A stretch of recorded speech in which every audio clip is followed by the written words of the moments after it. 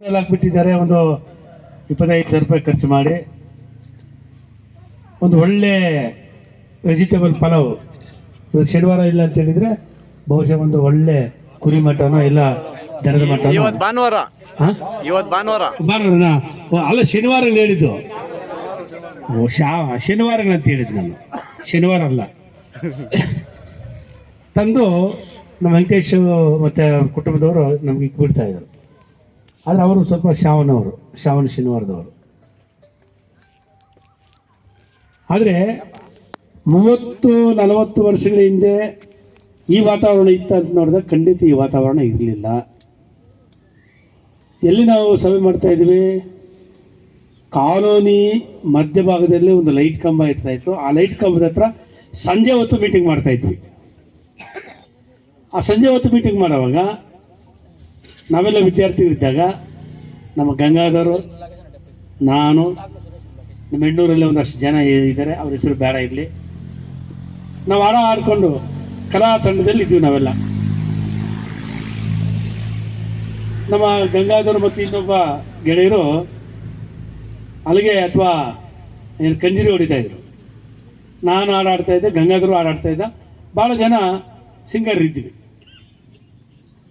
ಹಾಡಾಡಿಕೊಂಡು ಆ ಜನರ ಸಮಸ್ಯೆಗಳನ್ನು ಅರ್ಥ ಮಾಡಿಕೊಂಡು ಆ ಜನರ ಸಮಸ್ಯೆನ ತಗೊಂಡೋಗಿ, ಯಾರು ನಮ್ಮ ಆವತ್ತಿನ ಸಂದರ್ಭದಲ್ಲಿ ಮುಖ್ಯಸ್ಥರಿದ್ದರು ಅವ್ರಿಗೆ ಹೇಳಿದಾಗ ಅವರು ತಾಲೂಕು ಆಫೀಸರು, ತಾಲೂಕು ಪಂಚಾಯಿತಿ ಅಥವಾ ತಾಲೂಕು ತಹಸೀಲ್ದಾರ್ ಅವರು ಜಿಲ್ಲಾಧಿಕಾರಿಗಳಿಗೆ ಮನವರಿಕೆ ಮಾಡಿಕೊಡೋದ್ರ ಮೂಲಕ ಆ ಗ್ರಾಮದಲ್ಲಿರ್ತಕ್ಕಂಥ ಸಮಸ್ಯೆಗಳನ್ನು ಬಗೆಹರಿಸಂತೇಳಿ ಆ ರೀತಿ ಸಂಘ ಕಟ್ಟಿದವರು ನಾವೆಲ್ಲ.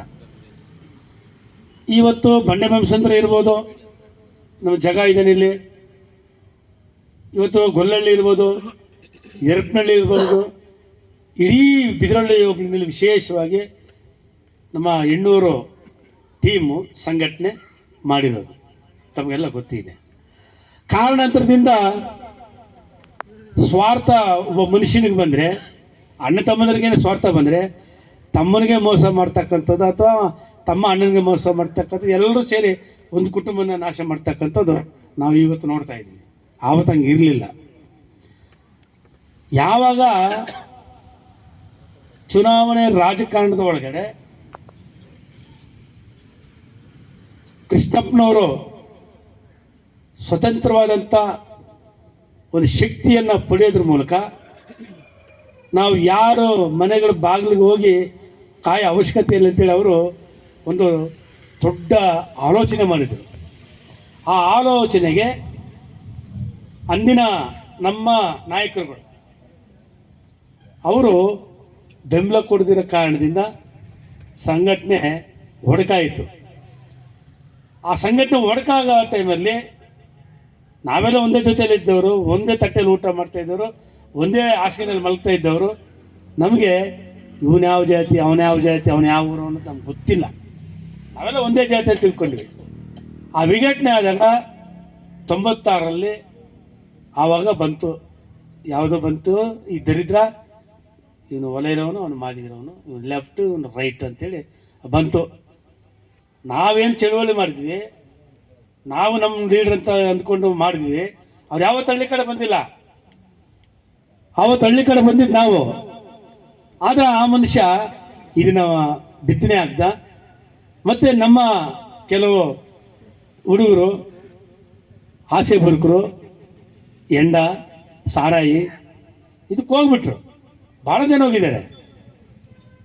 ಕೊನೆಗೆ ಇವತ್ತು ಯಾವ ಸ್ಥಿತಿಗಿದೆ ಅಂತ ಹೇಳಿದರೆ, ನಮ್ಮ ಆಸ್ತಿಗಳನ್ನು, ನಮ್ಮ ಪಾಸ್ತಿಗಳನ್ನು ಉಳಿಸ್ಕೊಳ್ಲಿಕ್ಕೆ ನಾವು 2ನೇ ಚಾಲನೆ ಕೊಡೋಕೆ ಹೊರಟಿದ್ದೀವಿ. ಯಾಕೆ 2ನೇ ಚಾಲನೆ ಕೊಡೋಕೆ ಹೊರಟಿದ್ದೀವಿ ಅಂತ ಹೇಳಿದರೆ, ಗೊಲ್ಲಳ್ಳಿ ಸರ್ ನಂಬರ್ 56-57 ಸಂಬಂಧಪಟ್ಟಾಗೆ 40 ವರ್ಷಗಳಿಂದ ನನಗೆ ಗೊತ್ತು.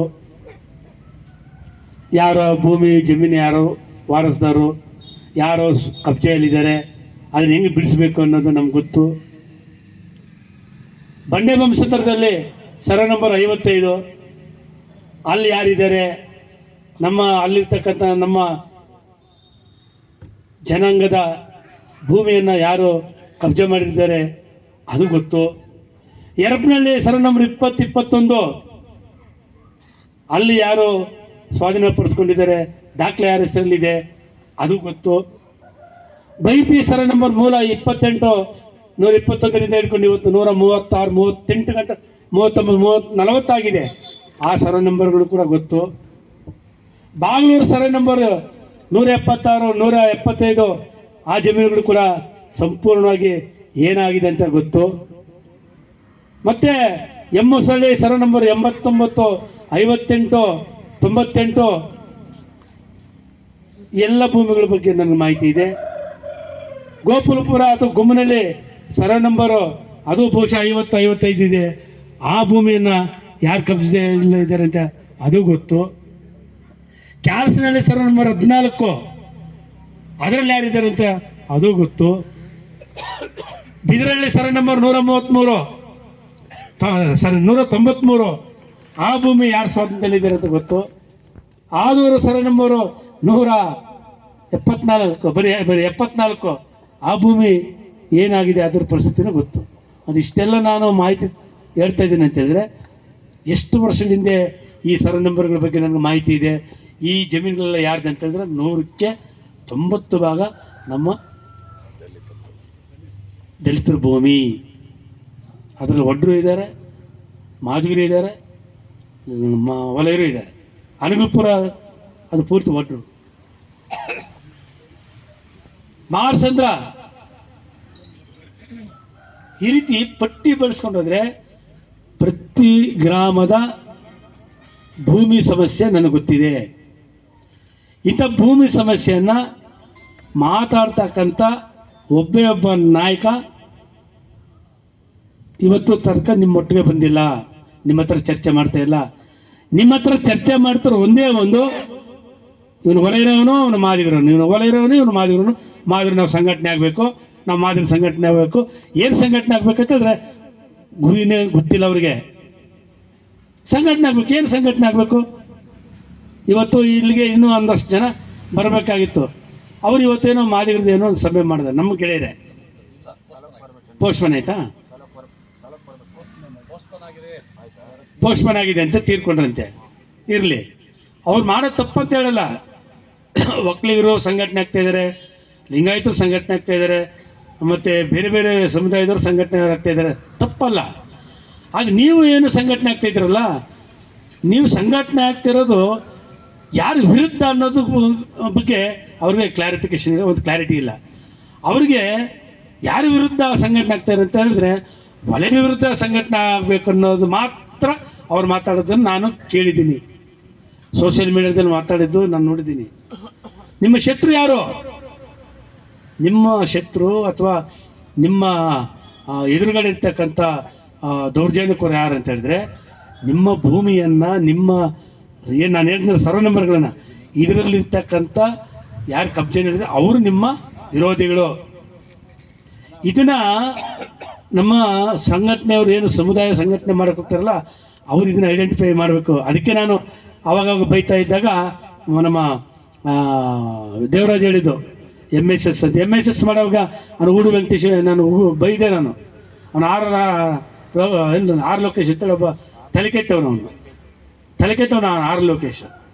ಅವರಪ್ಪ ಏನೋ ಕಟ್ಟಾಕಿದ್ನಂತ ಹೇಳ್ತಾರೆ, ಏನೋ ವೈರಾಮಕೃಷ್ಣ. ಅದೇನು ಮಾಡಿದ್ರು ಅಂತ ದಾಖಲೆ ಇಲ್ಲಿಗಂಟ ಪ್ರೊಡ್ಯೂಸ್ ಮಾಡೋಕೆ ಅದನ್ನ ಕೈಯಲ್ಲಾಗಿಲ್ಲ.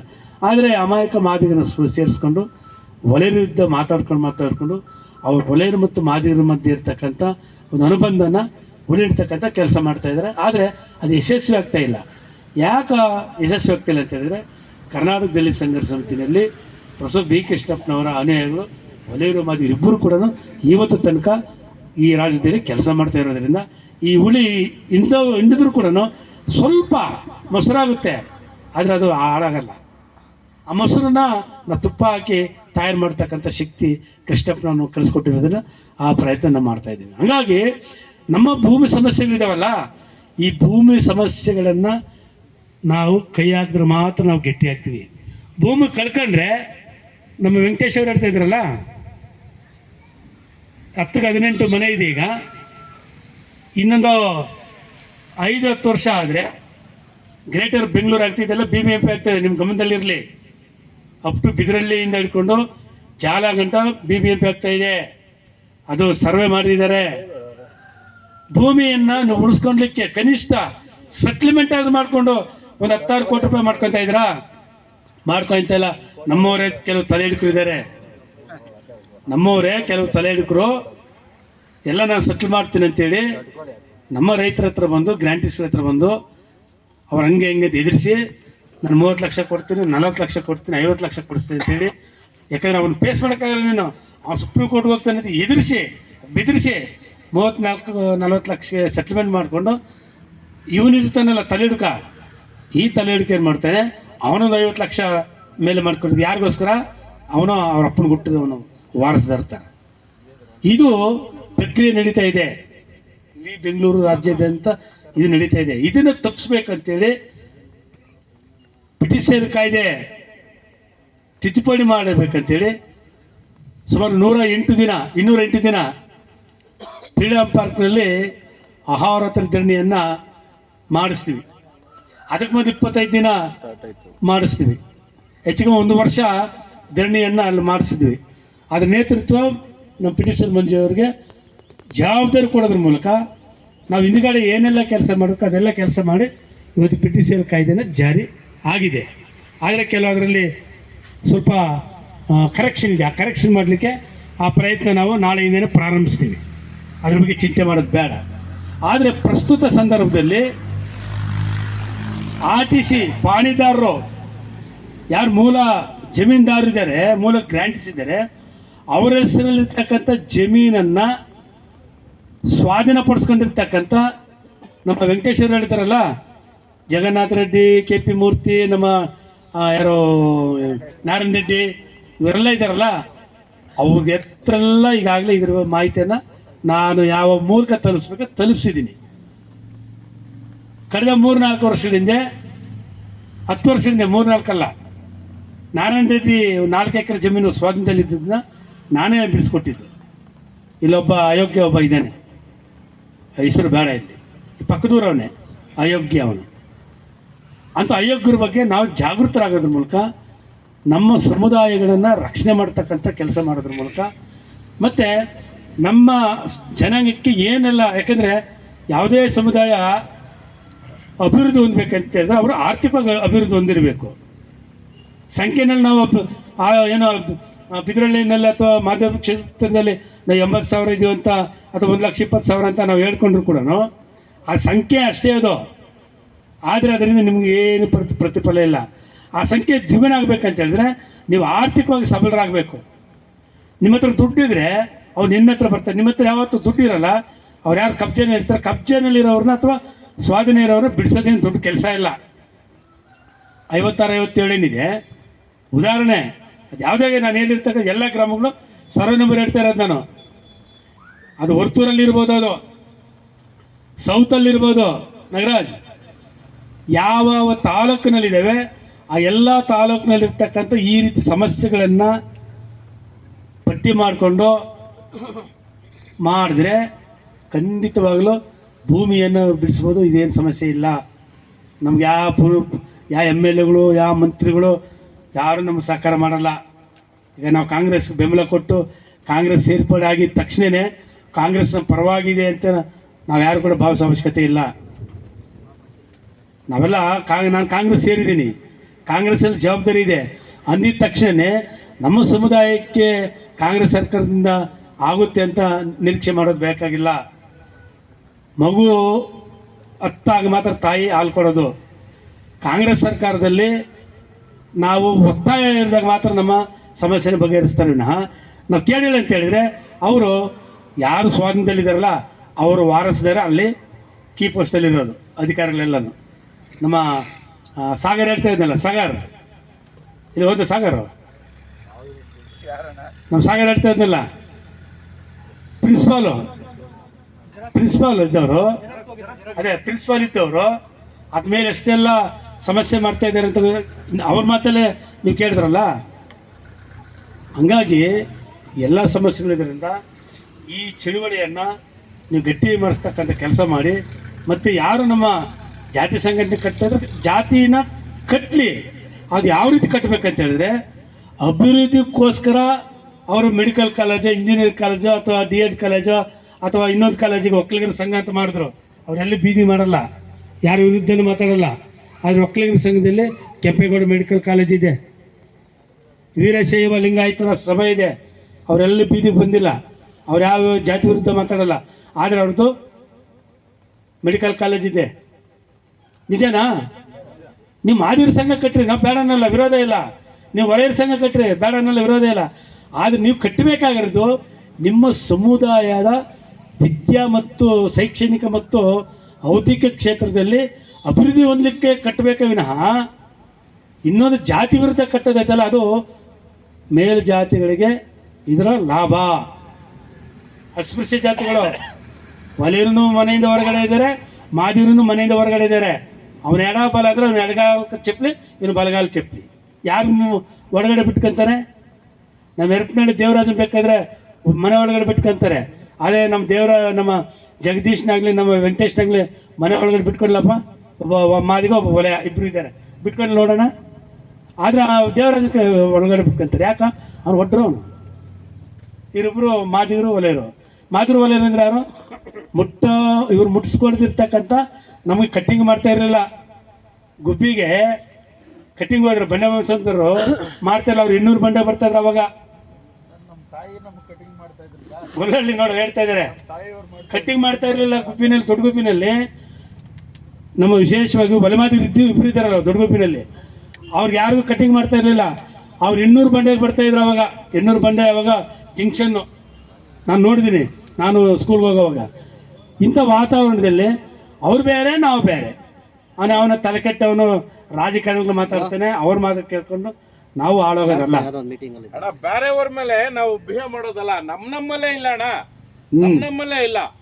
ಬೇರೆಯವ್ರ ಮೇಲೆ ನಾವು ಮಂತ್ರಿಗಳ ಮೇಲೆ ಆಗ್ಲಿ ಮತ್ತೊಬ್ಬರ ಮೇಲೆ ನಾವು ಇದ್ ಮಾಡೋದಲ್ಲ.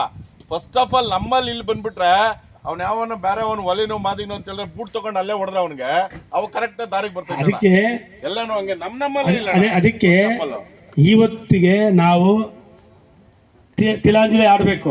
ಹೌದು, ನಾವು ಈ ಟೀಮ್ ಇದಲ್ಲ, ಇಲ್ಲಿ ಕೂತಿದ್ದಲ್ಲ, ಇಡೀ ಬೆಂಗಳೂರು ಜಿಲ್ಲೆಯ ಪದಾಧಿಕಾರಿಗಳು, ತಾಲೂಕು ಪದಾಧಿಕಾರಿ ನೀವಿದ್ದೀರಿ. ಕೆಲವರಿಂದ ಜವಾಬ್ದಾರಿ ತಗೊಂಡಿಲ್ಲ. ಆ ಜವಾಬ್ದಾರಿ ನೀವು ತಗೊಳೋದ್ರ ಮೂಲಕ ಇವತ್ತಿಂದಾನೇ ತಿಲಾಂಜಲಿ ಆಡ್ತಕ್ಕಂಥ ಕೆಲಸ ಕೈ ಹಾಕಿ ನಿಮ್ಮ ಆಸ್ತಿಯನ್ನು ಉಳಿಸ್ಕೊಳ್ಲಿಕ್ಕೋಸ್ಕರ ನೀವು ಹೆಚ್ಚು ಗಮನ ಕೊಡೋದ್ರ ಮೂಲಕ ಈ ಭಾಗದಲ್ಲಿ ಒಂದು ಸರ್ಕಾರದ ಮೇಲೆ ಒತ್ತಡ ಇರತಕ್ಕಂಥ ಒಂದು ಅತ್ಯಂತ ಪರಿಣಾಮಕಾರಿಯಾದಂಥ ಒಂದು ಚಳುವಳಿಯನ್ನು ಹಮ್ಮಿಕೊಳ್ಬೇಕಾಗಿದೆ. ಆ ಚಳುವಳಿಯನ್ನು ಯಾವ ರೀತಿ ಹಮ್ಮಿಕೊಳ್ಬೇಕು ಅನ್ನೋದನ್ನು ತಾವು ಸಲಹೆಗಳು ಕೊಡಬೇಕು. ಸಲಹೆಗಳು ಕೊಡೋದ್ರ ಮೂಲಕ ನಾಳೆ ಸೋಮವಾರ ಇದೆ,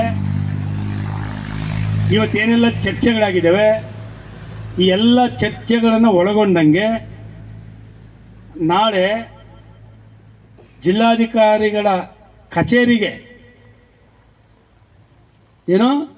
ಜಿಲ್ಲಾಧಿಕಾರಿಗಳ ಕಚೇರಿಗೆ ಹೋಗೋದ್ರ ಮೂಲಕ ಅವ್ರಿಗೊಂದು ಮನವಿ ಕೊಡಬೇಕು. ನಾವು ಏನು ಮನವಿ ಕೊಡಬೇಕು? ಇವತ್ತಿನ ಎಲ್ಲ ಸಮಸ್ಯೆಗಳನ್ನು ಗಮನದಲ್ಲಿಟ್ಕೊಂಡು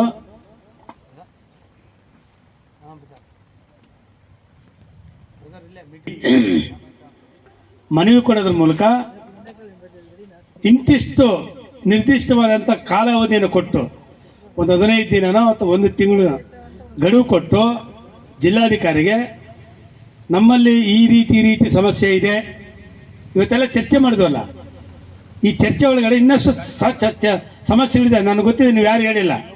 ಹೊಸಳ್ಳಿನಲ್ಲಿ 3 ಎಕರೆ ಜಮೀನನ್ನು ಮಾಡಿಕೊಟ್ಟಿರೋದು ಇದೇ ದಲಿತ ಸಂಘರ್ಷ ಸಮಿತಿ ನಿವೇಶನಗಳಿಗೆ. ಮತ್ತು ಸುಬ್ರಹ್ಮಣ್ಯ ಅವ್ರದ್ದು ಆದ್ನೇ ಸ್ವಂತ ಜಮೀನು, ಅರವಿಂದ್ ಲಿಂಬಾವಳಿ ಇನ್ವಾಲ್ವ್ ಆಗಿಬಿಟ್ಟಿದ್ದ. ಬಾರ್ಲೆ ಮಗ ನೀನು ತಾಕತ್ತಿದ್ರೆ ಅಂತೇಳಿ ನಿಂತಿದ್ದೆ ದಲಿತ ಸಂಘರ್ಷ ಸಮಿತಿ. ನಮ್ಮ ಶ್ರೀನಿವಾಸ ಕ್ಯಾಲ್ಸಹಳ್ಳಿ ಅವನು ಹೇಳ್ತಾ ಇದ್ದಿಲ್ಲ, ಅವರು ಸಮಸ್ಯೆಯನ್ನು ಬಗೆಹರಿಸಿದ್ದು ಕೂಡ ಇದೇ ದಲಿತ ಸಂಘರ್ಷ ಸಮಿತಿ. ಇವತ್ತು ಬಾಂಗ್ಳೂರಲ್ಲಿ ಒಂದು ದೊಡ್ಡ ಒಂದು ಅನಾಹುತ ಆಗಬೇಕಾಗಿತ್ತು, ಅನಾಹುತ ಆಗಲಿಲ್ಲ. ಯಾಕಾಗಿಲ್ಲ ಅಂತ ಹೇಳಿದ್ರೆ, ಬಹುಶಃ ಅನಾಹುತ ಆದರೆ ಇಡೀ ರಾಜ್ಯದ ಎಲ್ಲ ದಲಿತರು ಬರ್ಬೋದು ಅಂತೇಳಿ ಆತಂಕದಿಂದ ಅವರು ಅಲ್ಲಿ ಕಾಲು ಕಿತ್ತು ಅದು ಬೇರೆ ಥರದ್ದೇನೋ ಮಾಡಕ್ಕೆ ಹೊರಟಿದ್ದಾರೆ. ಏನೋ ಬಾಗ್ಲೂರಲ್ಲಿ ಅಲ್ಲೊಂದು ಮಾದಿಗರ ಪಾಳ್ಯ ಅಂತಲೇ ಒಂದು ಗ್ರಾಮ ಇತ್ತಂತೆ. ಅದೀಗ ಬೇಚೇರ ಗ್ರಾಮ ಅದು. ಅಂದರೆ ಕಾಲರ ಬಂದಾಗ ಆವತ್ತಿನ ಕಾಲದಲ್ಲಿ ಊರು ಬಿಟ್ಟು ಹೋಗ್ಬಿಡ್ತಾರೆ. ಚಿಲಿಮಕುಂಟೆ ಇದೆ ಆ ಕಡೆ, ಈ ಕಡೆ ಒಡೆರಳ್ಳಿದೆ ನಮ್ಮ ಬಿಲೇಶ್ವರ, ಈ ಕಡೆ ಎಲ್ಲ ರಾಂಪುರ, ಈ ಕಡೆ ಎಲ್ಲ. ಹಂಗಾಗಿ ಅಲ್ಲಿ ಇವತ್ತೊಂದು ದೊಡ್ಡ ಘಟನೆ ಅದು. ಅವರು ಬಾಗ್ಲೂರು ಸುತ್ತಮುತ್ತ ಬರೋರು ಇದ್ದರು, ಆದರೆ ಅವರು ಆ ಸಮಸ್ಯೆ ಇದ್ದರೆ ಬರಲಿ, ಈಗ ಲೇಟಾಗಿ ಬಂದವ್ರೆ. ಆ ಸಮಸ್ಯೆನೂ ಕೂಡ ಮಾತಾಡಬೇಕಾಗಿದೆ. ಮತ್ತು ಆ ಭಾಗದಲ್ಲಿ ಏನು ನಮ್ಮ ಸಮುದಾಯದವ್ರದ್ದು ಬಾಗ್ಲೂರು ಸುತ್ತಮುತ್ತ KDP ಬಂದ ಮೇಲೆ ಹೂನಾಯಕನಲ್ಲಿರಲಿ, ಮಾದೇವಕೋಡಿಗಳಿರಲಿ, ಅಥವಾ ಆ ಭಾಗದಲ್ಲಿರ್ತಕ್ಕಂಥ ಹೊಸಳಿರಲಿ, ಬಂಡ್ಕೋಡುಗಳಿರಲಿ, ಪಾಳ್ಯ ಇರಲಿ, ಅಲ್ಲೂ ಕೂಡ ಈ ಥರ ಸಮಸ್ಯೆಗಳಿದ್ದಾವೆ, ಇಲ್ಲಂತಲ್ಲ. ಆದರೆ ಅದನ್ನು ಸರಿಯಾಗಿ ನಿಭಾಯಿಸ್ತಕ್ಕಂಥ ಕೆಲಸ ನಮ್ಮ ಕೈಯಲ್ಲಿ ಆಗ್ತಾ ಇಲ್ಲ. ನಿಭಾಯಿಸ್ಬಿಟ್ಟಿದ್ರೆ ಬಹುಶಃ ಪ್ರತಿಯೊಬ್ಬರು ಕೂಡ ಫಾರ್ಚುನರ್ ಕಾರಲ್ಲಿ ಓಡಾಡಬೇಕಾಗಿತ್ತು ನಮ್ಮ ಜನ. ಕಟ್ಟ ಸುಬ್ರಹ್ಮಣ್ಯ ದುಡ್ಡು ಮಾಡಿದ್ರಲ್ಲ, 100ಕ್ಕೆ 80 ಭಾಗ ಎಲ್ಲ ನಮ್ಮ ದಲಿತರ ಜಮೀನುಗಳವು. ಎಷ್ಟು? 100ಕ್ಕೆ 80 ಭಾಗ ನಮ್ಮ ವಿಶೇಷ ಒಲಮಾದಿಗರ ಜಮೀನವು, ಸ್ವಲ್ಪ ನಾಯಕರ ಜಮೀನು ಹೋಗಿದೆ. ಹಂಗಾಗಿ ಅದನ್ನು ಕೂಡ ಜೀವ ಕೊಡೋಕ್ಕೆ ಸಾಧ್ಯ ಆಗಿದ್ರೆ ಆ ಭಾಗದಲ್ಲಿರ್ತಕ್ಕಂಥ ನಮ್ಮ ಹುಡುಗರ ಮಧ್ಯೆ ಚರ್ಚೆ ಮಾಡೋದ್ರ ಮೂಲಕ ಅದು ಜೀವ ಕೊಡ್ತಕ್ಕಂಥ ಕೆಲಸಕ್ಕೆ ಇಡೀ ರಾಜ್ಯ ಸಮಿತಿ, ಇವತ್ತು ನಮ್ಮ ಬೆಂಗಳೂರು ಜಿಲ್ಲೆ ಒಂದೇ ಇಲ್ಲ, ಬೀದರಿಂದ ಚಾಮರಾಜನಗರ ಗಂಟ 31 ಜಿಲ್ಲೆ ಇದೆ. 31 ಜಿಲ್ಲೆನಲ್ಲೂ ಕೂಡ ಇದರ ಧ್ವನಿಯನ್ನು ಸರ್ಕಾರದ ಮೇಲೆ ಒತ್ತಡ ಇರ್ತಕ್ಕಂಥ ಕೆಲಸ ನಾನು, ಬಸವರಾಜ್ ಕೋತಾಳು ಮತ್ತು ನಮ್ಮ ಜಿಲ್ಲಾ ಸಮಿತಿ ನಾವೆಲ್ಲರೂ ಸೇರಿ ಎಲ್ಲೆಲ್ಲಿ ಸಾಧ್ಯ ಆಗುತ್ತೆ, ಯಾವ ವೇದಿಕೆಯಲ್ಲಿ ಮಾತಾಡ್ಲಿಕ್ಕೆ ಸಾಧ್ಯ ಆಗುತ್ತೆ ಅಲ್ಲೆಲ್ಲ ನಾವು ಮಾತಾಡಲಿಕ್ಕೆ ತಯಾರಿದ್ದೀವಿ. ನೀವು ಗಟ್ಟಿಯಾಗಿ ನಿಂತ್ಕೊಬೇಕು. ಗಟ್ಟಿಯಾಗಿ ನಿಂತ್ಕೊತೀರಂತ ಭರವಸೆ ನನಗಿದೆ. ಆ ಭರವಸೆ ನಿಮಗಿದಾ? ಇದೆ. ನಿಮಗಿದೆ ಅಲ್ವಾ? ಇದೆ ಇದೆ. ನಿಮಗೆ ಆ ಭರವಸೆ ಇದ್ದರೆ ನಾಳೆ ಬೆಳಿಗ್ಗೆ 10:10ವರೆಗೆಲ್ಲ ಎಲ್ಲಿರಬೇಕು? DC ಆಫೀಸ್, ಜಿಲ್ಲಾಧಿಕಾರಿ DC ಕಚೇರಿ ಮುಂದುಗಡೆ ನೀವೆಲ್ಲ ಇರಬೇಕು. ಅದಕ್ಕೆ ಸಂಬಂಧಪಟ್ಟಾಗೆ ಮೆಮಾಡಮ್ ತಯಾರು ಮಾಡಲಿಕ್ಕೆ ಬೇಗೂರು ಮುನ್ರಾಜು, HV ವೆಂಕಟೇಶು, ಸ್ವರ್ಣ ಸುಬ್ರಹ್ಮಣ್ಯ ಮತ್ತು ಪ್ರಶಾಂತ್ಗೆ ಈ 4 ಜನರಿಗೆ ಜವಾಬ್ದಾರಿ ಕೊಟ್ಟಿದ್ದೀನಿ. ಮಂಜುನಾಥ್ ಮತ್ತು ನಮ್ಮ PTCL ಮಂಜು 5 ಜನ ಸೇರಿ ಮೆಮಾಡಮ್ ರೆಡಿ ಮಾಡಿಕೊಂಡು ಕೈಯಲ್ಲಿ ಬರೆಯೋ ಥರ ಟೈಪಿಂಗ್ ಮಾಡ್ತಾರೆ. ಅದು ನಿಮ್ಮ ಬಿಟ್ಟಿದ್ದು. ಈ ಏನೆಲ್ಲ ಸಮಸ್ಯೆಗಳಿದೆ, ನಾನು ಹೇಳಿರ್ತಕ್ಕಂಥ ಸಮಸ್ಯೆ ಏನಿದೆ ಅದೇ ರೀತಿ ಸೌತಲ್ಲಿ ಕೂಡ ಸಮಸ್ಯೆ ಇದೆ, ಈಗಾಗಲೇ ನಿಮ್ಮ ಗಮನದಲ್ಲಿದೆ. ನಾನು ಹೇಳಿರ್ತಕ್ಕಂಥ ಈಸ್ಟ್ ತಾಲೂಕು ಮತ್ತು ಯಲಹಂಕ ತಾಲೂಕು 2 ಹೇಳಿದ್ದೀನಿ. ನಾನು ನಾರ್ತ್ ತಾಲೂಕದು ನಮ್ಮ ಯಜ್ಞಹಳ್ಳಿ ಮೂರ್ತಿ ಹತ್ರ ಮಾತಾಡ್ಕೊಂಡು ಅವ್ರು ತಗೊಳ್ತಾರೆ, ಮತ್ತು ನಾನು ಕೂಡ ಹೇಳ್ತೀನಿ. ಆ ಎಲ್ಲ ಸಮಸ್ಯೆನ ಪಟ್ಟಿ ಮಾಡಿಕೊಂಡು ನಾಳೆ ಜಿಲ್ಲಾಧಿಕಾರಿ, ಇವತ್ತು ಎಷ್ಟು ಜನ ಇದ್ದೀವಿ, ಇಷ್ಟು ಜನ ಜಿಲ್ಲಾಧಿಕಾರಿ ಹತ್ರ ಹೋಗಿ, ಸ್ವಾಮಿ ನಮ್ಮದು ಈ ಥರ ಸಮಸ್ಯೆ ಹೇಗಿದೆ ಮತ್ತು ಬಾಗ್ಲೂರಲ್ಲಿ ಈ ಥರ ಸಮಸ್ಯೆ ಹೇಗಿದೆ, ಕೂಡಲೇ ಇದನ್ನು ನೀವು ಬಗೆಹರಿಸ್ತಕ್ಕಂಥ ಕೆಲಸ ಮಾಡಿಲ್ಲ ಅಂತ ಹೇಳಿದ್ರೆ, ಸ್ವಾಮಿ ಎಷ್ಟು ದಿನದಲ್ಲಿ ಮಾಡಬೇಕು? ಎಷ್ಟು ದಿನ? 15 ದಿನ. 15 ದಿನ ಗಡಿನ ಒಳಗಡೆ ಸಂಬಂಧಪಟ್ಟಂಥ ಅಧಿಕಾರವನ್ನು ಕರೆಸಿ ಈ ಸಮಸ್ಯೆನ ಬಗೆಹರಿಸ್ತಕ್ಕಂಥ ಕೆಲಸ ನೀವು ಮಾಡಬೇಕಿಲ್ಲ ಅಂತ ಹೇಳಿದ್ರೆ, ನಿಮ್ಮ ಕಚೇರಿ ಮುಂದುಗಡೆ ನಾವು ಮುತ್ತಿಗೆನೋ ಧರಣಿನೋ ಪ್ರೊಟೆಸ್ಟನೋ ಇಲ್ಲ, ನಮ್ಮ ಮುಖ್ಯಮಂತ್ರಿ ಮನೆ ಮುತ್ತಿಗೆ ಹಾಕ್ತೀವಿ ಅನ್ನೋದನ್ನು ನಾವು ಅಲ್ಲಿ ಅನೌನ್ಸ್ ಮಾಡೋಣ ನಾಳೆ. ಆದರೆ ಇವತ್ತು ನಾವು ಒಂದು ತಯಾರಾಗಬೇಕಾಗಿರೋದೇನು ಅಂತ ಹೇಳಿದ್ರೆ, 15 ದಿನ ಒಳಗಡೆ ಯಾವ ಗ್ರಾಮದಿಂದ ಬಂದಿದ್ದೀರಿ, ಯಾವ ಹೋಬಳಿಯಿಂದ ಬಂದಿದ್ದೀರಿ, ಇವತ್ತಿಂದ ಈ ಕ್ಷಣ ದಿನ ಇನ್ನು 15 ದಿನದೊಳಗಡೆ, ಯಾಕಂದ್ರೆ DC ಅವರು ಸಭೆ ಕರೆದು ಮಾತಾಡ್ತಾರೆ. ನಮಗೆ ಸಭೆ ಕರೆದು ಮಾತಾಡೋಷ್ಟರಲ್ಲಿ ಯಾವ ಗ್ರಾಮದಲ್ಲಿ ಏನೇನು ಸಮಸ್ಯೆ ಇದೆ ಅಂತೇಳಿ ಪಟ್ಟಿ ಮಾಡ್ಕೊಬೇಕು. ಅದರಲ್ಲಿ ವಿಶೇಷ ಭೂಮಿ ಸಮಸ್ಯೆನೇ ಹೆಚ್ಚಿರೋದು. ನಮಗೆ ದೌರ್ಜನ್ಯ ನಡೆಯೋದು ಕಡಿಮೆ. ಈಗ ದೌರ್ಜನ್ಯ ಎಲ್ಲ ನಡೀತಾ ಇದ್ದಾವ? ದೌರ್ಜನ್ಯ ನಿಂತೋಗಿದೆ. ಆದರೆ ಭೂಮಿ ಕಸಿತಕ್ಕಂಥ ಕೆಲಸ ಮಾಡ್ತಾ ಇದ್ದಾರೆ. ಆ ಭೂಮಿಯನ್ನು ಕಸಿತಕ್ಕಂಥದ್ದನ್ನು ತಪ್ಪಿಸ್ಬೇಕು.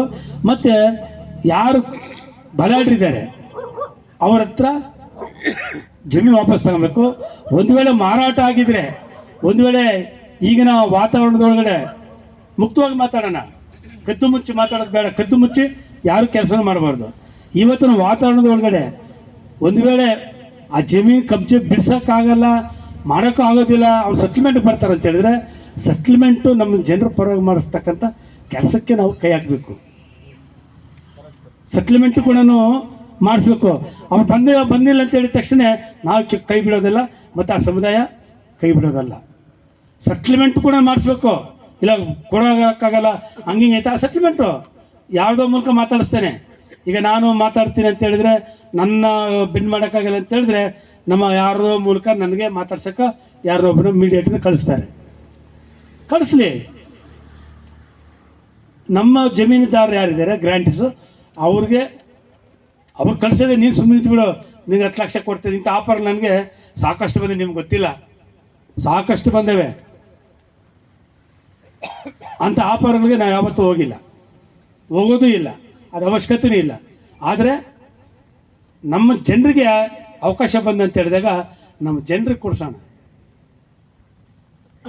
ನಮ್ಮ ಜನರಿಗೆ ಕೊಡಿಸಿದ್ರೆ ವೆಂಕಟೇಶ್ ಅಂತವ್ರು ನೋಡಿ ಇಂಥ ಬಿಲ್ಡಿಂಗ್ 3 ಬಿಲ್ಡಿಂಗ್ ಕಟ್ತಾ ಇದ್ದಾರೆ. ಅದೇ ರೀತಿ ಕಾಲೋನಿನಲ್ಲಿ ಒಂದು 35-40 ಕುಟುಂಬದವರಿದ್ದಾರೆ. ಅವರೆಲ್ಲ ಕೂಡ ಈ ರೀತಿ ಮನೆ ಕಟ್ಟಬೇಕು ಅನ್ನೋದನ್ನ ನಾವು ನಮ್ಮ ತಂಡ ತಯಾರಾದರೆ ಖಂಡಿತ ಇದು ಬಗೆಹರಿತದೆ. ಈ ನಿಟ್ಟಿನಲ್ಲಿ ನೀವೆಲ್ಲ ಕೆಲಸ ಮಾಡಬೇಕು. ಮತ್ತು ಈ ಒಂದು ಸಂದರ್ಭದಲ್ಲಿ ನಾನು ಇಡೀ ವಿಭಾಗೀಯ ಸಂಚಾಲಕ ಮತ್ತು ಜಿಲ್ಲಾ ಸಂಚಾಲಕರು ಇಲ್ಲಿದ್ದಾರೆ. ಒಂದು 3-4 ಅಂದರೆ ಆ್ಯಕ್ಟಿವ್ ಕೆಲಸ ಮಾಡಬೇಕಲ್ಲ. ಆ್ಯಕ್ಟಿವ್ ಮಾಡಬೇಕಂತೇಳಿ ಕೆಲವರು ಜವಾಬ್ದಾರಿ ಕೊಡಲೇಬೇಕು. ಆ ಜವಾಬ್ದಾರಿನ ನಾನು ಈ ಸಂದರ್ಭದಲ್ಲಿ ಈ ತಾಲೂಕು ಸಂಬಂಧಪಟ್ಟಾಗೆ ನಮ್ಮ ಜಗದೀಶ್ ಇದ್ದಾನೆ, ನಮ್ಮ ಜಗದೀಶ್ಗೆ ತಾಲೂಕು ಸಮಿತಿಗೆ ಒಂದು ಜವಾಬ್ದಾರಿಯನ್ನು ನಿಮ್ಮೆಲ್ಲರ ಸಮ್ಮುಖ ನಾನು ಕಲಿಸ್ಕೊಡ್ತಾಯಿದ್ದೀನಿ. ತಾಲೂಕು ಸಮಿತಿನಲ್ಲಿ ಕೆಲಸ ಮಾಡಲಿ ಜಗದೀಶು. ನನ್ನ ಜಗದೀಶ್ ನಾಳೆನೇ ನೀವು ಕೆಲಸ ಮಾಡು. ಆಮೇಲೆ ಇದೇ ಈ ತಾಲೂಕಲ್ಲಿ ವರ್ತೂರು ಹೋಬಳಿನಲ್ಲಿ ಕೆಲಸ ಮಾಡ್ತಕ್ಕಂಥವ್ರಿಗೆ ಇದ್ದಾರೆ, ಅವರು ಜವಾಬ್ದಾರಿ ಬೇಕಲ್ಲ. ನಾನು ಅಂದ್ಕೊಂಡಿದ್ದೀನಿ ನಮ್ಮ ಮುಂಡರಾಜ್ಗೆ ಜವಾಬ್ದಾರಿ ಕೊಡೋಣ ಅಂತ ನಾನು ಅಂದ್ಕೊಂಡಿದ್ದೀನಿ. ಮುಂಡರಾಜ್ ಕೊಡ್ಬೋದಲ್ವಾ? ಕೊಡ್ಬೋದು. ಮುಂಡರಾಜು ತಾಲೂಕು ಸಮಿತಿಯಲ್ಲಿ ಇರ್ತಾರೆ. ಹುದ್ದೆ ಏನು ಅನ್ನೋದನ್ನ ಅವ್ರು ಹೇಳ್ತಾರೆ ತಾಲೂಕು ಸಂಘಟನೆ ಸಂಚಾಲಕರು. ಈಗಾಗಲೇ ಬಿಲೇಶ್ವರ ಮೋಹನ್ ತಾಲೂಕು ಸಂಚಾಲಕ ಆಗಿ ಆತ ಕೆಲಸ ಮಾಡ್ತಾ ಇದ್ದೇನೆ. ಆ್ಯಕ್ಟಿವ್ ಆಗಿಲ್ಲ, ಅದನ್ನ ಆ್ಯಕ್ಟಿವ್ ಮಾಡೋಣ. ಯಾರನ್ನೂ ತೆಗಿಯೋದು ಅವಶ್ಯಕತೆ ಇಲ್ಲ, ತೆಗಿಲೂಬಾರ್ದು. ತೆಗೆದ್ರೆ ಅದು ಡಿಕ್ಟೇಟರ್ಶಿಪ್ ಅಂತಾರೆ. ಡಿಕ್ಟೇಟರ್ಶಿಪ್ ಯಾವಾಗ ಬರ್ಬೇಕಂದ್ರೆ ಕೆಲಸ ಮಾಡಿ ಅಂತ ಹೇಳಬೇಕು. ತೆಗೋದ್ರಿಂದ ಅದು ಕೆಲಸ ಬರಲ್ಲ. ಅವ್ರು ಬೇಕಾದರೆ ಅದೇನಂತ ಹಳ್ಳಿ ಭಾಷೆ ತೆಗೆದಲ್ಲಿ ಕಡ್ಡಿಕ್ಕಾದ್ರೆ ಕೆಲಸ ಮಾಡಿಸೋಣ, ತೆಗಿಯೋ ಕೆಲಸ ಬೇಡ. ಕೆಲಸ ಮಾಡೋಕ್ಕಾಗಲ್ಲ ಅಂತ ಹೇಳಿದ್ರೆ ಅದು ಬಿಟ್ಬಿಡೋಣ, ಅದು ಸೈಡ್ಗೆ ಬರಲಿ. ಸೈಡಿಗೆ ಬಂದಾಗ ಅದ್ರ ಜವಾಬ್ದಾರಿ ಇನ್ನೊಬ್ರು ಯಾರನ್ನು ವಹಿಸಲಿ. ಇದನ್ನು ಮಾಡೋಣ. ಇದು ಈ ತಾಲೂಕಿಗೆ ಸಂಬಂಧಪಟ್ಟ ಹಾಗೆ ಇಬ್ಬರಿಗೆ ಜವಾಬ್ದಾರಿ ಕೊಟ್ಟಿದ್ದೀವಿ. ಮತ್ತು ಇದ್ರ ಜೊತೆಯಲ್ಲಿ ಇದೇ ಗ್ರಾಮದಲ್ಲಿರ್ತಕ್ಕಂಥ ನಮ್ಮ ಮುರಳಿಗೆ ಒಂದು ಜವಾಬ್ದಾರಿ ಕೊಡಬೇಕು ನಾನು ಅಂದ್ಕೊಂಡಿದ್ದೀನಿ. ವೆಂಕಟೇಶ್ ವಿತ್ ಪರ್ಮಿಷನ್ ಮುರಳಿಗೆ. ನಾನೇನು ಇದ್ರ ಬಗ್ಗೆ ಮಾತಾಡಲ್ಲ. ನಮ್ಮ ನಾರಾಯಣ ಸ್ವಾಮಿ ಇದ್ದಾನೆ, ಮತ್ತೆ ಯಾರು ಯಲ್ಲಪ್ಪ ಇದ್ದಾರೆ. ಎಲ್ಲಪ್ಪ ಕಾಣ್ತಾ ಇಲ್ಲ ಮಕ್ಕ ಆವಾಗಿಂದ. ಇಲ್ಲೇ ಅವ್ರೆ ಎಲ್ಲವನೇ ಮುರಳಿಗಾದ್ರೂ ಸರಿ, ಅವ್ರಿಗೆ ಯಾರು ಕೊಟ್ಟರು ನಾರಾಯಣ ಸ್ವಾಮಿ ಬೇಡ, ಮುರಳಿ ಬೇಡ, ನಾರಾಯಣ ಸ್ವಾಮಿ. ನಾರಾಯಣ ಸ್ವಾಮಿಗೆ ಮುರಳಿಗೆ ಕೊಡೋಣ. ಮುರಳಿ ಕೊಡು. ಮುರಳಿಗ ಏನಪ್ಪ ಮುರಳಿಗೆ ಕೊಡು. ನಾವೆಲ್ಲ ಓಡಾಡ್ಕೊಂಡ್ ಬಂದಿದ್ದೀವಿ. ಮುರಳಿ ಕೊಡು. ಮುರಳಿ ಕೊಡ್ಬೋದಾ? ಮುರಳಿ ಎದ್ನಿಡ್ಬೇಕು, ಎಲ್ರಿಗೂ ಗೊತ್ತಾಗ್ಲಿ. ಮುರಳಿಗೆ ತಾಲೂಕು ಸಮಿತಿಯಿಂದ ಒಂದು ಜವಾಬ್ದಾರಿ. ಆಮೇಲೆ ಮುರಳಿ. ಇನ್ನು ನಮಗೆ ಯಲಹಂಕ ಹೊಸ ತಾಲೂಕಿದೆ, ಯಲಹಂಕ ತಾಲೂಕು ಕಂಪ್ನಿ ಕೂಡ ಇದೆ. ಅವ್ರಿಗೆ ಹೇಳಿದೆ ಅಲ್ಲೇ 2 ಕಡೆ ಸಾವಾಗಿದೆ, ಹಂಗಾಗಿ ಬರಲಿಲ್ಲ. ಹಂಗಾಗಿ ಯಲಹಂಕ ಭಾಗದಲ್ಲಿ ಯಲಹಂಕ ತಾಲೂಕಿಗೆ ಒಂದು ಜವಾಬ್ದಾರಿ ಕೊಡಬೇಕಲ್ಲ. ಆ ಜವಾಬ್ದಾರಿ ನಮ್ಮ ಗೋಪಾಲ್ಪುರ ನಮ್ಮ ಮಂಜುನಾಥ್ಗೆ ಆ ಜವಾಬ್ದಾರಿ ಕೊಡ್ತಾಯಿದ್ವಿ, ಕೆಲಸ ಮಾಡಲಿ. ಆಮೇಲೆ ಅದೇ ಭಾಗದಲ್ಲಿ ಕೆಲವು ಹೊಸಳ್ಳಿ ಆ ಭಾಗದಲ್ಲಿ ಅಲ್ಲೂ ಕೂಡ ಕೆಲವು ಈ ರೀತಿ ನಮ್ಮ ಮಂಜು ಎತ್ತಿರ್ತಕ್ಕಂಥ ಪ್ರಶ್ನೆ ಅಲ್ಲೂ ಕೂಡ ಇದೆ. ಆ ಪ್ರಶ್ನೆ ರಿಪೀಟ್ ಆಗಬಾರ್ದು, ಅದನ್ನು ಸರಿ ಮಾಡಬೇಕು. ನಾನು ಅದನ್ನು ಆಮೇಲೆ ಮಾತಾಡ್ತೀನಿ. ಅಲ್ಲಿ ಆ ಜವಾಬ್ದಾರಿಯನ್ನು ನಮಗೆ ನಮ್ಮ ರಾಮಂಜಿ ಮೊದಲಿಂದ ಅವ್ನಿಗೆ ಜವಾಬ್ದಾರಿ ಕೊಟ್ಟಿದ್ವಿ. ಅವನು ಆ್ಯಕ್ಟಿವ್ ಆಗಿರಲಿಲ್ಲ, ಅವನು ಮತ್ತೆ ಮುಂದುವರಿಲಿ. ಅವನು ಯಲಹಂಕ ತಾಲೂಕು ಸಮಿತಿಯಲ್ಲಿ ಕೆಲಸ ಮಾಡಲಿ. ಇದು ಅದು. ಆಮೇಲೆ ಬಾಗ್ಲೂರಿಂದ ತಾಲೂಕು ಸಮಿತಿಗೆ ನಮ್ಮ ಸುರೇಶ್ ಅವ್ರನ್ನ ತಗೊತಾ ಇದ್ದೀವಿ. ಯಾಕಂತ ಹೇಳಿದ್ರೆ ಇವರೆಲ್ಲರೂ ಕೂಡ ಪಿಟಿಷನ್ ಹೋರಾಟ ಆಗಿರಲಿ, ಒಳ ಮೀಸಲಾತಿ ಹೋರಾಟ ಆಗಿರಲಿ, ಅದ್ರ ಹಿಂದ್ಗಡೆ ಯಾವುದಪ್ಪ ಶಕ್ತಿ ಅಂತ ಹೇಳಿದ್ರೆ ಅದು ಕರ್ನಾಟಕ ದಲಿತ ಸಂಘರ್ಷ ಸಮಿತಿ ಅಂತ ಎಲ್ರಿಗೂ ಗೊತ್ತಿದೆ. ಅದರಲ್ಲಿ ಮುಂಚೂಣಿಯಲ್ಲಿ ಯಾರು ಅಂತ ಹೇಳಿದ್ರೆ ಮೊದಲು ಒಂದು ನಾನು, ಎರಡನೇದು ಬಸವರಾಜ್ ಕೌತಲ್. ಅವರು ದಲಿತ ಸಂಘರ್ಷ ಸಮಿತಿ ಕಾರ್ಯಕರ್ತರೆ, ಹೆಸರು ಬೇರೆ ಇದೆ. ಅವ್ರ ತಾಯಿ ತವ್ರ ಮನೆ ಇಲ್ಲೇ ಬಸವರಾಜ್ ಕೌತಲ್ದು. ಮತ್ತು ಇನ್ನು ಜಿಲ್ಲಾ ಸಮಿತಿಗೆ ಒಂದು ಸ್ವಲ್ಪ ಆ್ಯಕ್ಟಿವ್ ಮಾಡಲೇಬೇಕು ನಾವು. ಜಿಲ್ಲಾ ಸಮಿತಿ ಆ್ಯಕ್ಟಿವ್ ಆಗಬೇಕಂತ ಹೇಳಿದ್ರೆ ಯಲಹಂಕ ಕ್ಷೇತ್ರದಲ್ಲಿ ಒಬ್ರು ಜವಾಬ್ದಾರಿ ಕೊಡಬೇಕು. ಆ ಜವಾಬ್ದಾರಿಯನ್ನು ಆ ಭಾಗದಿಂದ ನಮ್ಮ ಮುತ್ತುರಾಜ್ ಅವರಿಗೆ ಜವಾಬ್ದಾರಿ, ಜಿಲ್ಲಾ ಸಂಘಟನಾ ಸಂಚಾಲಕರು ಅವ್ರಿಗೆ ಆ ಜವಾಬ್ದಾರಿನ ವಹಿಸೋದ್ರ ಮೂಲಕ. ಮತ್ತು ನಮ್ಮ ಇನ್ನೂ ಸಾಕಷ್ಟು ಇದ್ದಾವೆ. ಈ ಏನೇನು ಹೇಳಿದ್ದೀವಿ ಇದನ್ನೆಲ್ಲ ಗಮನದಲ್ಲಿಟ್ಕೊಂಡು ನಾಳೆ ಬೆಳಿಗ್ಗೆ ಮೊದಲನೇದು ವೆರಿ ಇಮಿಡಿಯೇಟ್ಲಿ ಸಮಸ್ಯೆನ ಬಗೆಹರಿಸ್ತಕ್ಕಂಥ ಸಮಸ್ಯೆ ಯಾವುದು ಅಂತ ಹೇಳಿದ್ರೆ ಅದು ಬಾಗ್ಲೂರು ಸಮಸ್ಯೆ ಗಮನದಲ್ಲಿರಲಿ. ಸ್ವಲ್ಪ ಏನಾದರೂ ವ್ಯತ್ಯಾಸ ಆದರೆ ಅಲ್ಲಿ ಕಾನೂನು ಸುವ್ಯವಸ್ಥೆ ಹದಗೆಡುತ್ತೆ. ಅಲ್ಲಿ ಮತ್ತು ಬಾಗ್ಲೂರು ಸರ್ಕಲ್ಲು ಇಂಟರ್ನ್ಯಾಷನಲ್ ಏರ್ಪೋರ್ಟ್ ಬಂದಮೇಲೆ KDB ಬಂದಮೇಲೆ ಅಲ್ಲಿ ಬಲಾಢ್ಯರು ಇವತ್ತು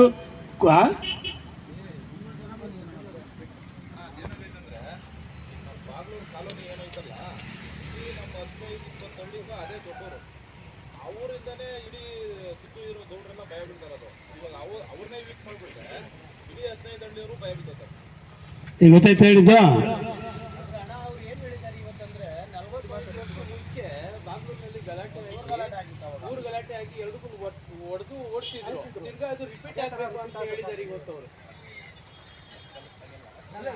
ಯಾರಿಗೆ ಬಾಗ್ಲೂರನ ಅವ್ರು ರಿಪೀಟ್ ಆಗ್ಬಿಟ್ಟು ಅವರೆಲ್ಲ ಇರ್ತಾರಪ್ಪ.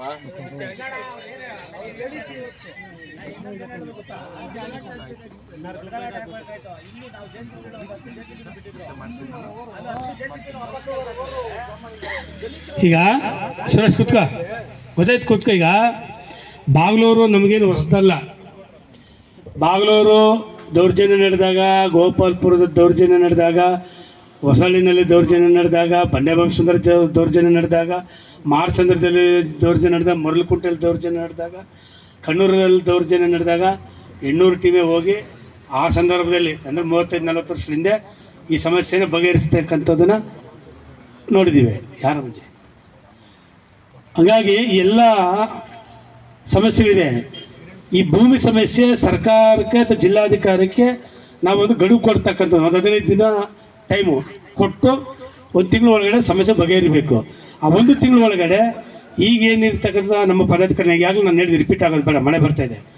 ನಾಳೆ ಬೆಳಗ್ಗೆ ನಾವು ಬಾಗ್ಲೂರು ನಮ್ಮ ಸಮುದಾಯದವರು ಮತ್ತು ಈ ಇರ್ತಕ್ಕಂಥ ಪದಾಧಿಕಾರಿಗಳು ಈಗೇನು ನೀವೆಲ್ಲ ಬಂದಿದ್ದೀರ, ತುಂಬ ಗಂಭೀರವಾಗಿ ಏನಾದರೂ ಬರೋಕ್ಕಾಗಿಲ್ಲ ಅಂದ್ರೆ ಬೇಡ.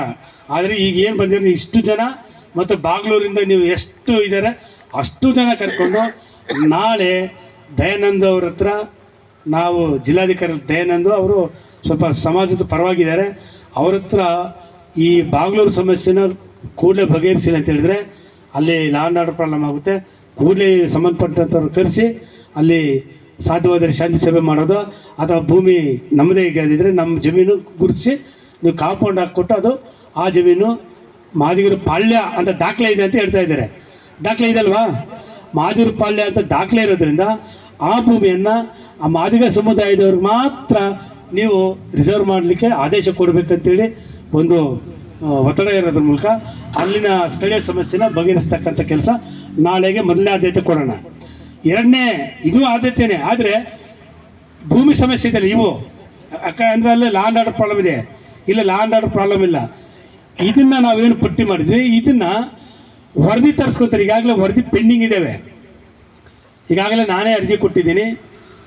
ಅವೆಲ್ಲ RI VA ತಹಸೀಲ್ದಾರರು ಅಂಥದ್ದಲ್ಲೇ ಪೆಂಡಿಂಗ್ ಇದ್ದಾವೆ ಮತ್ತು ಪ್ರೊಸೀಡಿಂಗ್ಸ್ ಕೂಡ ಆಗಿದ್ದಾವೆ. ಅದನ್ನು ಸ್ವಲ್ಪ ರಿವ್ಯೂ ಮಾಡಿಬಿಟ್ರೆ ಸಮಸ್ಯೆ ಬಗೆಹರಿತದೆ ಅಂಥೇಳಿ ನಾಳೆ ಮನವರಿಕೆ ಮಾಡಿಕೊಡೋದನ್ನು ಇಷ್ಟು ಹೇಳ್ತಾ, ಈ ಜಮೀನು ತಿದ್ದುಪಡಿಗೆ ನಮ್ಮ ಪಿಟಿಷನ್ ಮಂಜು ಏನು ನಿರೀಕ್ಷೆಯಲ್ಲಿದ್ದಾರೆ, ಆ ಏನು ತಿದ್ದುಪಡಿಗೆ ಸಂಬಂಧಪಟ್ಟಾಗೆ ಸಾಧ್ಯವಾದರೆ 15 ದಿನ ಗಡುವು ಕೊಡ್ತೀವಲ್ಲ, 15 ದಿನ ಗಡುವು ಕೊಟ್ಟ ಒಳಗಡೆ ಸಂಬಂಧಪಟ್ಟಂಥ ಮಂತ್ರಿಗಳು ಮತ್ತು ನಿನ್ನೆ ನಾನು ಬಸಣ್ಣವರು ಈ ಒಳ ಮೀಸಲಾತಿ ವಿಚಾರದಲ್ಲಿ ನಾನು ಬಸಣ್ಣ ಮತ್ತು ಮಾವಳ್ಳಿ ಶಂಕರು ಮತ್ತು ಪ್ರೊಫೆಸರ್ ವಿವೇಕ್ ಕುಮಾರ್ ನಾವೆಲ್ಲ ಅವರು ಸಂವಿಧಾನ ತಜ್ಞರು ನಾವೆಲ್ಲ ಸೇರಿ ಒಂದು ಚರ್ಚೆ ಮಾಡಿ ಪಿಟಿಷನ್ ಇದ್ರ ಬಗ್ಗೆ ನಾವು ಚರ್ಚೆ ಮಾಡೋಣಂತಿದ್ವಿ. ಸಮಯ ಅಭಾವ ಇದ್ದರಿಂದ ಅದು ಮಾತಾಡ್ಲಿಕ್ಕೆ ಆಗಿಲ್ಲ ಅಂತ ನಿನ್ನೆ ಅದನ್ನು ಚರ್ಚೆಗೆ ಒಳಪಡಿಸ್ತಾ ಇದ್ವಿ. ಈ 15 ದಿನ ಅವಧಿ ಒಳಗಡೆ ಯಾರೆಲ್ಲ ಈಗಾಗಲೇ ನಮ್ಮ ನರೇಂದ್ರ ಸ್ವಾಮಿ ಮತ್ತು ಸುಧಾಮ್ ದಾಸ್ ಅವ್ರ ಹತ್ರ ಈ ಪಿಟಿಷನ್ ತಿದ್ದುಪಡಿ ಏನಾಗಿದೆ ಅದಕ್ಕೆ ಒಂದು ಫ್ರೇಮ್ ಮಾಡಬೇಕಂತೇಳಿ ಏನು ಈಗಾಗಲೇ ಒತ್ತಡ ಏರಿದ್ದೀವಿ, ಅದನ್ನು ಒತ್ತಡ ಇರ್ತಕ್ಕಂಥ ಕೆಲಸ ನಾಳೆಯಿಂದ ನಾವು ಪ್ರಾರಂಭಿಸ್ತೀವಿ. ಈ ಒಂದು ಸಂದರ್ಭದಲ್ಲಿ ಈ ಭೂಮಿಗೆ ಸಂಬಂಧಪಟ್ಟಾಗೆ ಏನೆಲ್ಲ ಸಮಸ್ಯೆ ಇದೆ ನಾವೆಲ್ಲ ಕೂತ್ಕೊಂಡು ಮಾತಾಡಿ ಇಷ್ಟು ಹೊತ್ತು ತನಕ ಹೆಚ್ಚು ಕಮ್ಮಿ 4-5 ಗಂಟೆ ಆಯಿತು. ಇಲ್ಲಿ ಗಂಟ ತಾವೆಲ್ಲರೂ ಕೂಡ ಸಾವಧಾನದಿಂದ ಕೇಳಿ ಈ ಸಭೆಯನ್ನು ಯಶಸ್ವಿ ಮಾಡಿದ್ದರಿಂದ ಮತ್ತು ಇಲ್ಲಿ ಬಂದಿರತಕ್ಕಂಥ ನನ್ನ ಎಲ್ಲ ಹಂತದ ಪದಾಧಿಕಾರಿಗಳಿಗೆ ಮತ್ತು ನನ್ನ ಎಲ್ಲ ಪ್ರೀತಿಯ ಎಲ್ಲ ಸ್ನೇಹಿತರಿಗೆ ಅನಂತ ಭೀಮನನ್ನು ಸಲ್ಲಿಸ್ತಾ ನನ್ನ ಮಾತು ಮುಗಿಸ್ತೇನೆ. ನಾಳೆ ಬೆಳಗ್ಗೆ 10:11 ಗಂಟೆಗೆ ಎಷ್ಟು 10:11 ಗಂಟೆಗೆ ಏನೇ ಕೆಲಸ ಇದ್ರೂ ಕೂಡ ನೀವುಗಳು ದಯಮಾಡಿ ಜಿಲ್ಲಾಧಿಕಾರಿ ಕಚೇರಿಗೆ ನೀವು ಬರಬೇಕು. ಬರ್ತೀರಲ್ವಾ? ಎಲ್ರಿಗೂ ನಮಸ್ಕಾರ. ಜೈ ಭೀಮ್.